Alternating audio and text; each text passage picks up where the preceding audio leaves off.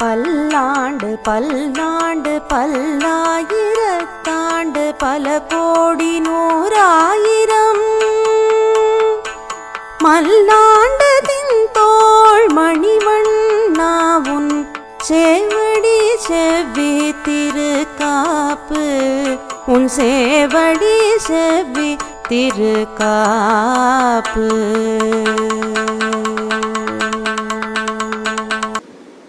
அன்பர்கள் அனைவருக்கும் வணக்கம். போன தொடரில் நம்ம திருவகைந்தபுரம் திவ்ய தேசத்தை பற்றி அனுபவிச்சுன்னு வந்தோம். அந்த திவ்ய தேசத்தை பற்றின குறிப்புகளை சொல்லும்போது நிகமாந்த மகாதேசிகன் அவரை பற்றியும் மேலும் அந்த ஹயக்ரீவ பெருமாளை பற்றியும் சொல்கிறதா நம்மக்கிட்ட பாலா சார் சொல்லியிருந்தார். ஸோ இன்னைக்கு தொடர்ந்து அதை அனுபவிப்போம். வணக்கம் பாலா சார். வணக்கம். நம்ம போன தொடரில் நம்ம திருவகைந்திரபுரம் பெருமாளை பற்றி சொன்னோம். ஒரு முக்கியமான ஒரு விஷயம், திருவகைந்திரபுரம்ங்கிற பேர் எப்படி வந்தது அப்படிங்கிறதுக்கு. அஹி அப்படின்னா சம்ஸ்கிருதத்தில் பாம்பு அப்படின்னு பேர். அஹீந்திரன் அப்படின்னா பாம்புகளுக்கான தலைவன் ஆதிசேஷன். ஆதிசேஷன்னால இந்த ஸ்தலம் உருவாச்சு இல்லையா, அதனால திருவகைந்திரபுரம். அது மருவி திருவைந்தபுரம், ஐந்தபுரம், ஐந்தை அப்படின்லாம் ஆயிடுத்து இந்த காலத்தில். திருவகைந்தபுரத்தினோட பெயர் காரணம் அதுதான். இப்போ நம்ம நிகமாந்த தேசிகனை பற்றி. நிகமாந்த தேசிகன் சுவாமியோட மணியினோட அவதாரமாக அவர் இந்த உலகத்தில் அவர் பிறந்தார். 1268 1369 மட்டும் 101 வருஷம் சுவாமி இந்த உலகத்தில் இருந்தார். இவர் இந்த வடகல சம்பிரதாயத்துக்கு ரொம்ப அருந்தொண்டாற்றி வளர்த்தாராம். வடகல சம்பிரதாயத்துக்கு இந்த ஸ்தலம் போல ஒரு பாசறை போல விளங்கிற்று அப்படின்பா வடகலை இது. பட் இவர் காலத்துல இருந்தால் நம்ம இது போல வடகலை தென்கலை அப்படிங்கிறதெல்லாம் இந்த பிரிவுகள்லாம் எல்லாரும் இது போல சொல்ல ஆரம்பிச்சாய்வா. இங்கே இந்த 40 ஆண்டு காலம் ஜீவித்த இந்த தேசிகர் இங்கே இவர் எப்படின்னா, இவர் 27 வயசுலேயே இவர் ஒரு வைணவ குரு ஆயிட்டாராம். இவரோட இது பார்த்தோன்னா, இங்கே உடையவரோட ஒரு உறவினர் இருக்கா, நடாதூர் அம்மாள்னு கேள்விப்பட்டிருப்பேன். அவள் உடையவரோட உறவினர். நடாதூர் அம்மாளோட சிஷ்யன் கிடாம்பி அப்புள்ளார் அப்படின்பா. இந்த கிடாம்பி அப்புள்ளாரோட சிஷ்யனாக தான் இவர் இருந்தார் தேசிகன், சுவாமி தேசிகன். இந்த சுவாமி தேசிகன் 27 வயசில் இவர் குரு ஆயிட்டார், வைணவ குரு ஆயிட்டார். இவர் கவிதார்த்த கேசரி அப்படிங்கிற பேரோடு இருந்தார். அவருக்கு அவ்வளவு ஒரு பெருமை வந்தது.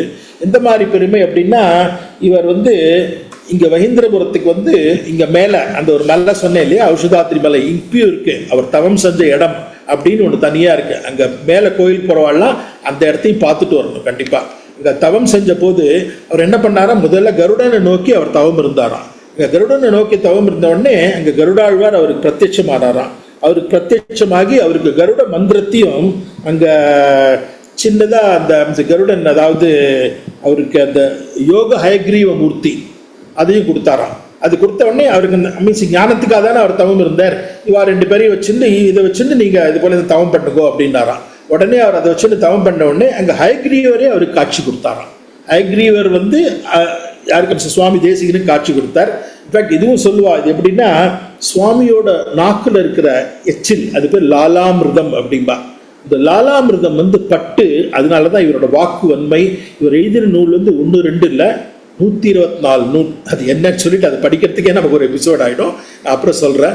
எல்லா லாங்குவேஜ்லையும், தமிழில், சான்ஸ்கிரிட்டில், என்ன சொல்கிறது, இந்த பிராகிருத மொழி அப்படின்பா, அது போல் இந்த பிராகிருத மொழி எல்லாத்துலேயும் எழுதியிருக்கேன். இது பார்த்தீங்கன்னா முதல்ல இந்த கருட பஞ்சாசத்து அப்படின்னு எழுதினார், ஒரு 50 ஸ்லோகம். உடனே கருடன் வந்தார், தவம் இருந்தார், அவர் கொடுத்தார். உடனே ஹயக்ரீவ ஸ்தோத்திரம், அதுக்கப்புறம் தேவநாயக பஞ்சாசத்து அப்படின்னு சான்ஸ்கிரிட் எழுதியிருக்கார். இன்னொன்று நாயகி பாவத்தில் அச்சுத சதகம் அப்படின்னு எழுதியிருக்கார். அச்சுத சதகம்ங்கிறது நாயகி பாவத்தில் எழுதியிருக்கார். இன்னொன்று தமிழ்லேயும் மும்மணி கோவை. இவர் எப்படின்னா சம்ஸ்கிருதம் தமிழ் ரெண்டுத்துலேயும், அதாவது இந்த உபய வேதாந்தியும் பார்ப்போம். இந்த உபய வேதாந்திங்கிறது எப்படின்னா, அதாவது சம்ஸ்கிருதம் தமிழ் ரெண்டுத்துலேயும் கோர்வையாக சரி, ரெண்டுத்துலையும் போல புலமை இருக்கும். அது இவர் காலத்துலேருந்து இவர் தான் ஆரம்பிச்சு. அதனால தான் இந்த காலத்தில் எல்லாரும் ஊவே ஊவே அப்படின்னு போடுவாங்க. நிறைய பேருக்கு புரியாது என்னென்னு உபய வேதாந்தி அப்படின்னு அர்த்தம். அது ஊவே வெங்கடாசுவாமி ஐயர் அப்படின்னா, ஊவே வெங்கடாசபதி ஐயங்கார் அப்படின்னா உபய வேதாந்தி அப்படிங்கிற ஒரு அர்த்தம் அது. ஸோ அதில் இவர் இந்த வடமொழிக்கு இணையாக ஆழ்வாரோட திவ்ய பிரபந்தங்களையும் இவர் வச்சது இவரோட பெருமை அப்படின்பா.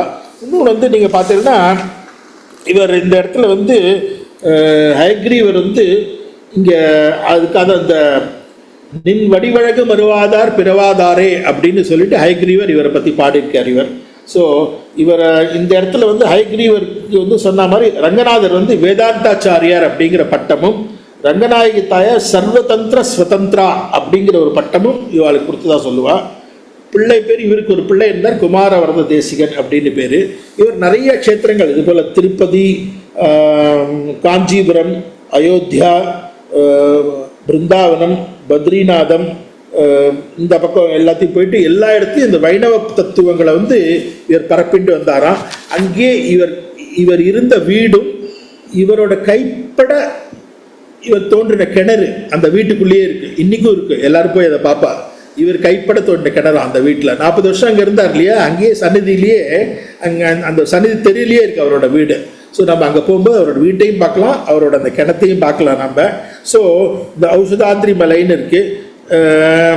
இவர் இன்னொன்று சொல்லுவார், இந்த ஜனகரும் சனகரும் சனந்தனரும் இந்த 2 முனிவர்களும் வந்து வியாசரோட யோசனைப்படி ஔஷதகிரிங்கிற அந்த மருந்து மலைக்கு அருகே உள்ள கருட நதிக்கரையில் அவ தவம் செஞ்சு ஔஷதகிரிபுரம்ங்கிறது அப்புறம் ஐந்திரபுரம் அப்படின்னு ஆச்சு அப்படின்பா.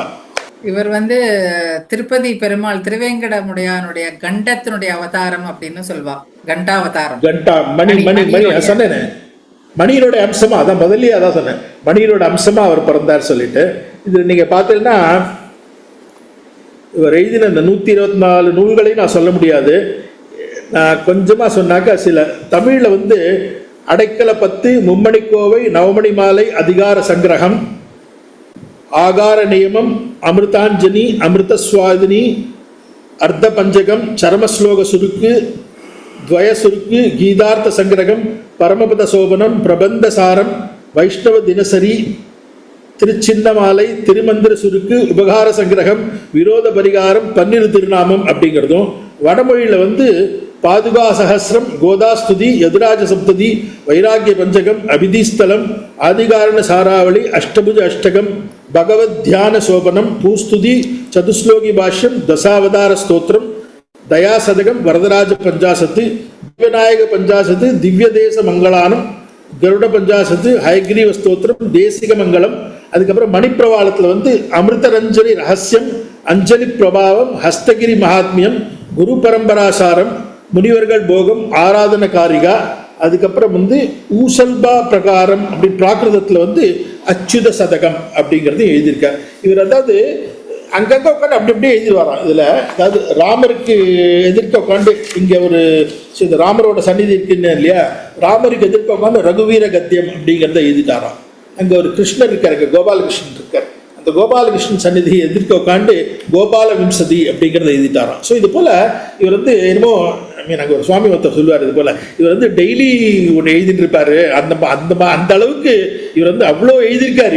இவர் எழுதினதை வந்து ஏதோ ஒரு கோவில் எங்கே நம்ம திருவள்ளூரில் தான் எனக்கு கரெக்டு, திருவள்ளூரில் பின்னாடி எங்கள் தேசிகன் சந்நிதி இருக்கு, சுவாமி தேசிகன் சந்நிதியில் என்னெல்லாம் நூல் எழுதியிருக்காருன்னு அதெல்லாம் வெறும் படிக்கிறதுக்கே உங்களுக்கு ஒரு 10-15 நிமிஷம் ஆகும், அவ்வளோ நூல் எழுதியிருக்கார் இவர். ஸோ அதனால் கண்டிப்பாக வந்து இவர் எங்கே பிறந்தார்னு தெரியும், தூப்பூரில் பிறந்தார்.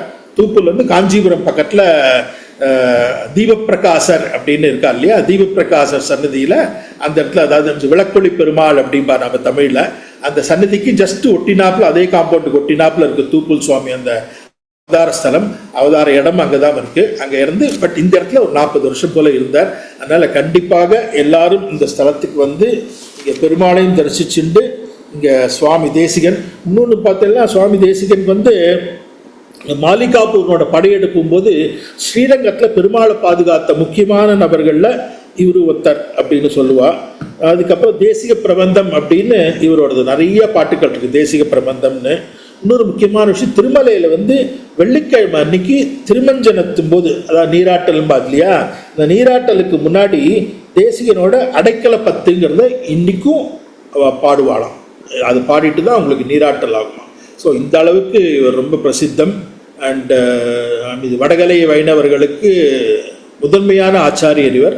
ஸோ கண்டிப்பாக எல்லாரும் இந்த க்ஷேத்திரத்துக்கு போயிட்டு நீங்கள் வந்து கீழே தெய்வநாயகன் பார்க்கணும். இன்ஃபேக்ட் ஒரு சுவாமி சொல்லுவார், கீழே தெய்வநாயகனுக்கு வந்து உங்களுக்கு அவ்வளோ கூட்டம் இருக்காது. அங்கே மலை மேலே போனேன்னு நினச்சிக்கோ, அந்த இடத்துல பார்த்தீங்கன்னா ஒரே கூட்டமாக இருக்குமா. ஏன்னா கீழே இருக்கிறவர் வந்து மோட்சம் கொடுப்பார், மேலே இருக்கிறவர் படிப்பு கொடுப்பார். இன்னைக்கு எல்லாருக்கும் படிப்பு வேணும் இல்லையா, அவரோட பிள்ளைக்கு பேரண்ட்டுக்கு எல்லாருக்கும். அதனால எல்லாரும் மேலே போயிட்டு இருப்பா, கீழே மோட்சம் அப்புறம் வாங்கிக்கலாம், மெதுவாக மோட்சம் வாங்கிக்கலாம் அப்படின்னு. மேலே போனேன்னா அந்த ஃபுல்லாக கோவிலில் பார்த்தீங்கன்னா ஒரே நம்பராக இருக்கும். 2ஆம் நம்பர் அப்படின்னு யோசிப்பா எல்லாரும். வேற ஒன்றும் இல்லை, எக்ஸாமில் ரோல் நம்பர் அது. அந்த எக்ஸாமில் ரோல் நம்பர் எழுதி எல்லாரும் இது போல தான் பாஸ் ஆகணுங்கிறதுக்காக ஹயக்ரீவர்கிட்ட வேண்டிப்பாளாம். அதனால தான் சொல்லுவா, இது போல ஜோக்கா சொல்லுவா, இந்த காலத்தில் எல்லாரும் வேண்டிட்டா என்ன பண்ணுறது, எல்லாருக்கும் மார்க் கொடுக்கணும், எப்படி கொடுப்பார். அதனால இப்போ இந்த காலத்தில் கிரேஸ் மார்க் அப்படின்னு சொல்லிட்டு எல்லாருக்கும் கொடுக்குறா பாருங்க. கிரேஸ் மார்க் வந்து எல்லாரும் வேண்டிட்டதுனால எல்லாருக்கும் கொடுக்கலாம்னு சொல்லிட்டு அந்த மாதிரி வந்துருது அப்படின்னு ஜோக்கா சொல்லுவா. ஸோ அது போல் ஹயக்ரீவர் வந்து இன்னைக்கும், நாங்களும் சின்ன வயசுல வந்து திருவல்லிக்கேணியில் பார்த்தசாரதி கோவில் வந்து ஹயக்ரீவருக்கு சன்னதி எல்லாம் கிடையாது. ஆனால் இங்கே பார்த்தசாரதி சுற்றி வரும்போது ஒரு தூண்ல வந்து ஹயக்ரீவர் இருப்பார். நாங்கள்லாம் ஸ்கூலில் படித்த உடனே எக்ஸாம் ஆகிறதுக்கு முன்னாடி சரி, எக்ஸாம் ஆனப்புறம் சரி, அந்த தூணை சுற்றி வந்துட்டு இருப்போம் நாங்கள் ஹயக்ரீவர். ஸோ சின்ன வயசுலேருந்து ஹயக்ரீவருக்கு சுற்றினாக்க நமக்கு நல்ல மார்க் கிடைக்கும் அப்படிங்கிறதுக்கு நம்மளோட சம்பிரதாயத்தில் எல்லாரும் நம்ம டீச் பண்ணுது. அதனால் கண்டிப்பாக ஞானானந்தமயம் தெய்வம் நிர்மலஸ்படி காக்கிருதியும் ஆதாரம் சர்வ வித்யானம் ஹயக்ரீவ உபாசமயங்கிறதுக்கு ஏற்ப ஹயக்ரீவனையும் நம்ம வணங்கிட்டு அவரோட அருளுக்கு பாத்திரமானு வேண்டிக்கிறேன். நமஸ்காரம். அழகா சொன்னேன். ஒரு சின்ன விஷயம் நீங்க சொன்ன மாதிரி நான் வந்து நினைச்சுப்பேன், ஹயக்ரீவரோட தரிசனம் கிடைச்சி அவருடைய அந்த லாலா அப்படின்ற அதனுடைய அவரோட பகவானோட இது பண்ணனால அவருக்கு வந்து அவ்வளோ ஒரு ஞானஸ்தனா இருந்தேன் இல்லையா. இது வந்து என்னோட வாழ்க்கையிலேயே நான் வந்து ரொம்ப அனுபவபூர்வமா கண்டது. என்னோட பிள்ளைக்கு வந்து அவன் 10th படிக்க ஆரம்பிச்சதுலேருந்து யாரோ ஒரு பெரியவா சொன்னான், 21 ஏலக்காய் மாசத்துல, பெருமாளோட நட்சத்திரம் வந்து ஸ்ரவணம், அதனால ஸ்ரவணத்தன்னைக்கு கொடுன்னு. அவன் 10th முடிச்சு இப்போ ஹீ இஸ் அ சயின்டிஸ்ட். அவன் சயின்டிஸ்டா இருக்கான் இப்போ அஸ்ட்ரோபிசிக்ஸ்ல. ஆனா அவன் சொல்லுவான், அம்மா நானும் உழைச்சேம்மா அப்படின்வான். ஆனா என்னன்னா குழந்தைகள் படிக்கிறா இல்லைன்னு நான் சொல்ல, ஆனா சில சமயம் வந்து அவளையும் அறியாம சில தடங்கல்கள் நமக்கு வாழ்க்கையில வருது இல்லையா. பகவானை ஸ்மரிக்கிறதுக்கு காரணமே என்னன்னா இந்த தடங்கல்களை நீக்கி நமக்கு ஒரு உறுதுணையா இருப்பார் பகவான். அவருடைய கடாட்சம் நமக்கு ரொம்ப அவசியம் அப்படிங்கிறது. அந்த மாதிரி வந்து அவ்வளோ நாள் அதுக்கப்புறம் அவனுக்கு கிடைச்ச பிஹெச்டி கிடைச்சி அவன் போனப்புறம் நான் திருவேந்திபுரம் போய் அங்கே 108 ஏலக்காய் வாங்கி பெருமாளுக்கு சாத்திட்டு வந்தேன். எதுக்குன்னா நான் படிக்கிற குழந்தைகள் இருக்கிறவாளுக்கும் சொல்வேன், நம்ம ஒரு சின்ன கைங்கரியம் மாசத்துக்கு ஒரு தடவை ஒரு 21 ஏலக்காய், அப்புறம் அந்த ஏலக்காய் வளர்ந்துட்டு நம்ம ஆத்துல தளிகைக்கு உபயோகப்படுத்திக்கலாம்.